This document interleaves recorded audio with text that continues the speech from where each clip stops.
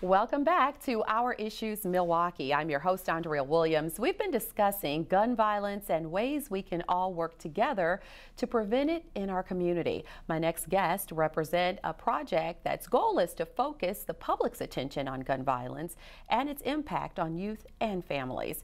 Emily Forman is a senior producer for Precious Lives, and Eric Vaughn is a community leader and also a producer on this project. Good morning. Good morning. Thank you both for being here. And if you could, tell us more about the Precious Lives Project. Yeah, the Precious Lives Project is a 2-year radio story series about youth and gun violence vaguely. It's each story, it's a 5 to 7 minute radio story. It's very sound-rich radio piece where listeners are really transported to some place in Milwaukee. And each week there'll be a new story on this topic of youth and gun violence. That's kind of the overarching connective thread.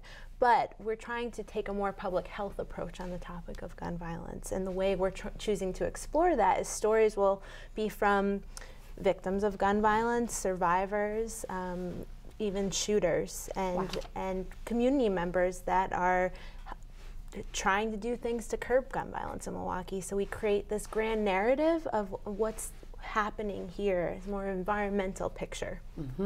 And Eric, you've got support on this project from the Helen Bader Foundation, the Greater Milwaukee Foundation. You've got COA and some 40 other community partners. Yes. So this really is a collective effort to help make a difference and bring awareness to something that we all know is a problem, but you dig just a little bit deeper. Yeah, I think that what's critical here was the idea that we needed to get as many parties involved in this as possible, because this violence affects everyone. You mentioned some of the organizations that are both our financial sponsors as well as our partners in this. The financial sponsors are involved in a lot of things that revolve around improving conditions, quality of life issues in Milwaukee. Our community partners are all organizations that are doing something every day to address the problems in this community, from gun violence to poverty to education issues, whatever those issues might be that involve people in this community, they're there. The problem we saw early on was that none of these organizations, or very few of them at least, were talking to one another. Right. And a lot of efforts were being duplicated. So we thought, why not bring everybody under one umbrella and start to work together so that we can have a better chance of curbing some of the violence, which is, again, our main focus. But again, I think what we have the ability to do, the ability to accomplish through media, is to amplify those things that these other organizations are doing, make them more clear to the people in the community, so that if even those who are not engaged or were not engaged initially could be so as we moved on. Good stuff. And Emily, you did mention this is a 2-year, 100-part weekly radio series about young people and gun violence. And I know there's some people at home who definitely want to know how, in fact, they can tune in. So where can they hear these? Yeah, so on Tuesdays they'll be airing on WUWM's Lake Effect program at 10:50 a.m. There'll also be a podcast on the Journal Sentinel. It will post around the same time every Tuesday. And that's on JS Online? JS Online. And on Wednesdays, it will be at 10:50 a.m. on WNOV, 8:60 a.m. Or you can go to preciousLivesProject.org to see all of the stories that we've produced so far. Okay, and I think it's important to also mention that you are from Rhode Island, and this being a 2-year project, you're going to spend the next 2 years here in Milwaukee, so that's quite a commitment. It sure is. Yeah. So that leads me to asking how this all came about. There is 371 Production, so talk about how this whole idea came to fruition. So 371 Productions, the president is Brad Lichtenstein. It was his idea. He's a radio fan first, and 371 Productions is a documentary film company. But so he, just living in Milwaukee for decades now, he felt like just kids, victims of gun violence, they're just didn't want to stand for it anymore, and really believed in the power of radio to connect with listeners to care about the topic. And so I was hired at the time. I was working at a small public radio station in Sitka, Alaska, actually. Alaska, wow. Yes, I'm from Rhode Island. I've worked in Alaska. She gets around. Yeah. In a good way. Yes. And I was looking for my next job, and through my radio network, I connected with Brad. And I decided that this would be a really meaningful way to spend the next 2 years of my life. It's a really relevant topic, and the topic of gun violence is just such an important lens for looking at so many other issues that impact the community that I think that aren't just specific to Milwaukee, that it's something that many people in many cities can relate to. And so through the storytelling side of things, it's really about putting a human face to the topic of gun violence, and meeting people along the way, and finding connections that you didn't even know was possible. I know that when I'm sitting down in someone's home and I'm listening to them tell me the story of how they've been grieving or how they've been coping with the loss of their child, I know that stretches me as a person, and I feel something, and I feel more connected to this community, and I hope that people will have the same response. So, I mean, sometimes the news can be really overwhelming, and it's easy to make generalizations about why things are happening. Right. But when you hear someone's very personal story with the details of and who that loved one was that they lost, it just becomes a human issue. Yeah, and Eric, I think you will agree, when covering the news in many ways, the media has done its job in giving the details, and then when the next big story happens, they move on. But the unfortunate part of that is that the people who were affected by these tragedies that we hear about, they still have to live with that each and every day. And I think that's the amazing thing that you guys are doing. Like Emily just said, you're putting a human face to it, and you are bringing in a lot that maybe the news doesn't have the time to cover. So talk about that. Well, I think what it really does for us, and when Brad first came to me and asked me to be a part of this, I remember him saying that these stories have a very limited shelf life when they go through the everyday media cycle.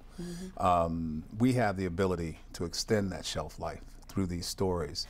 The stories are short in nature, 5 to 7 minutes isn't a long time, but we hope to, I guess the best way I can find to put it is to create an imprint in people's memories about the victims of these crimes. Introduce them to family members and friends who tell stories about them beyond the fact that they were just killed in this violent fashion, but that they lived rich lives, or in the case of these very, very young victims of crimes, the promise that they saw in those young people's lives. Yeah. So, and again, it brings people from the community who see these things happen and they just kind of shake their head and move on with their day. These stories stop them where they are, and they think about it, and they think about the repercussions of doing nothing. So that's really what I think we're accomplishing through this. Yeah, and I think that even more people have been touched, like I said in the earlier segment, that when you see these babies who are innocent, many times maybe just looking out the window, sitting on grandpa's lap, and they're being taken away from their families for nonsense. In every storyline, it's been nonsense. You know, one thing I'll add, and I think we've found this through the interviews that Emily has done and the relationships that these interviews have created in very short order, the resiliency of the victim, of the survivors of these incidents. We've met the mother of Layla Patterson. We've met one young man's mother, Marcus DeBeck, who was killed 20 years ago. Just to see how these people, as Emily said, are coping, and have, in Marcus DeBeck's mother's case, Miss Etienne, how she has grown and developed in the 20 years. I interviewed her 20 years ago when her son was killed, And she's such a different person now. I think it's important to say, she's working in an emergency room at Children's Hospital. She's a nurse. So she took that experience, I would say, and used that to kind of shape her life. And now she's helping kids that very well might have suffered the same kinds of ailments or incident, I should say, that her son did. So. Yeah. You also have looked at the story of 13-year-old Darius Simmons, who was killed by his 76-year-old white neighbor. So that added a whole nother twist to the story. Then you had Betsy Torres. She was 5 years old, and it's kind of ironic. It was very similar to Layla's story, sitting at home on her mom's lap, and the difference is she survived. What do you take away? I think you did paint a picture of how you're stretched by listening to these stories and trying to understand what people have to deal with. But what are you finding that you didn't know or feel before starting doing this project? Oh, that I didn't know or feel before. I think I always had an awareness of the topic of gun violence, but there was like a disconnect with me emotionally. You could say, yes, that's tragic, that's a shame, this is too bad, but now, like, hearing people talk about their stories, I feel it physically. I have a much more emotional response, first of all. And also, it's just very, very complicated in so many levels. Project Ujima, for example, I've been doing a story there, and they're really focused on this retaliation rate. The idea that you've been a victim of gun violence and you show up there as a kid, and their whole program is wrapping themselves around that kid so they don't show up again in the ER with another gunshot wound, maybe. And that is surprising to me and that's such an issue and such a reality. It's just an incredibly complicated topic. Yeah, and I think that is a good summary, and people would understand that. Eric, you spent many years, a lot of people know, talking about the issues of this city, and I think better than anybody you understand the effects of communications in not only allowing people to be heard, but also in healing. So as we get ready to wrap up, what are your thoughts in being able to be a part of something like this? It's, and as you indicate, I've done a lot of different things, and I think that one thing, being away from the radio has kind of freed me up to do a lot of other stuff, stuff I didn't know I even had an interest in.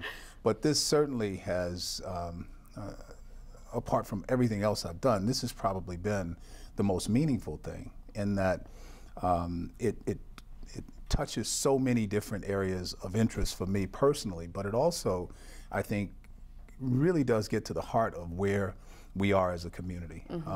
Unlike a lot of other things. I mean, we talk politics, we talk economics, we talk a lot of things, but this is what I think really kind of ties all of those things together. It's the end result of all of those things not working well in this community.